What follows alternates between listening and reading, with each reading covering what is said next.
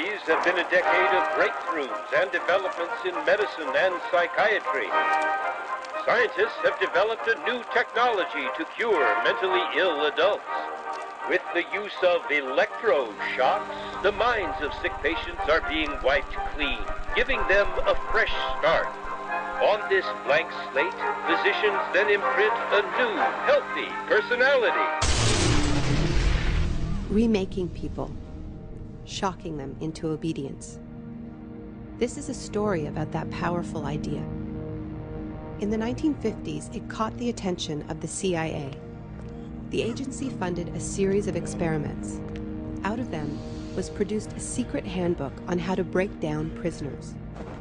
The key was using shock to reduce adults to a childlike state.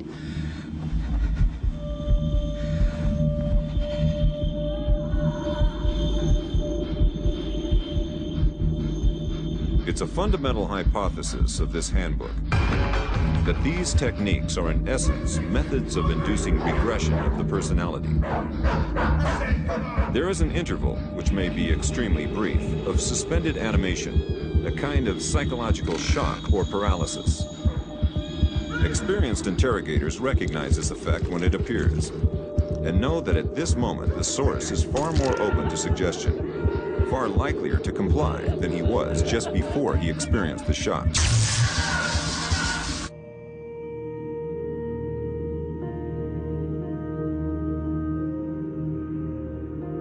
But these techniques don't only work on individuals.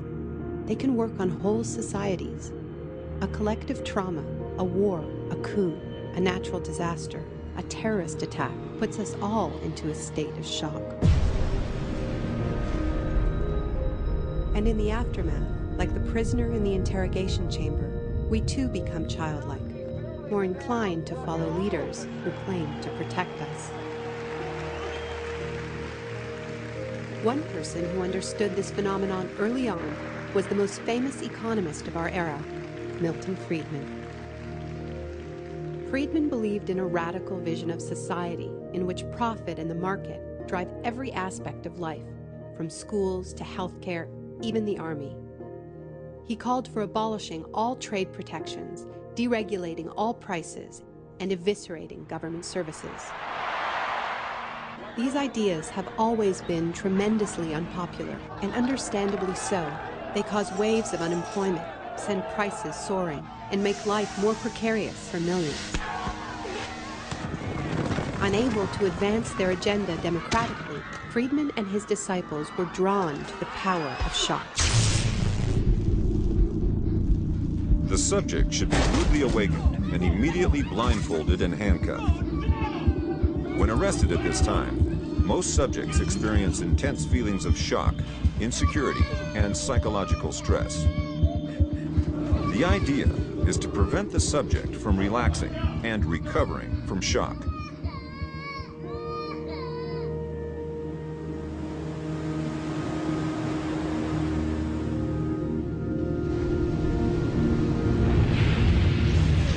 Friedman understood that just as prisoners are softened up for interrogation by the shock of their capture, massive disasters could serve to soften us up for his radical free market crusade. He advised politicians that immediately after a crisis, they should push through all the painful policies at once before people could regain their footing. He called this method economic shock treatment. I call it the shock doctrine. Take a second look at the iconic events of our era, and behind many, you will find its logic at work. This is the secret history of the free market. It wasn't born in freedom and democracy. It was born in shock.